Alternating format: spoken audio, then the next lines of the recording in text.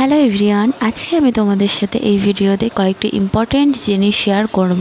কয়েকটি কমন প্রশ্ন তোমাদের থেকেই থাকে, তো সেগুলোর উত্তর আর প্রমাণ একসাথেই আমি দিয়ে দেবো এই ভিডিওতে। ডিজাইনার মাটির থালার সেটগুলো, যেটা এখন প্রচুর পরিমাণে ডিমান্ড। প্রথম প্রশ্ন যেটা থাকে যে এগুলোতে কোনোভাবে রং উঠে যায় কিনা, বা এতে খাবার রেখে ডিরেক্টলি খাওয়া যায় কিনা। তো এই দেখো, এই সেটটা পুরো রেডি হওয়ার পর আমি এটাতে স্কেচ করে দেখাচ্ছি কোনো রকম ভাবে কোনো রং উঠে যাচ্ছে কিনা। খেয়াল করে দেখতে পাবে যে দেখো কোনো রকম কিন্তু কোনো রং উঠছে না।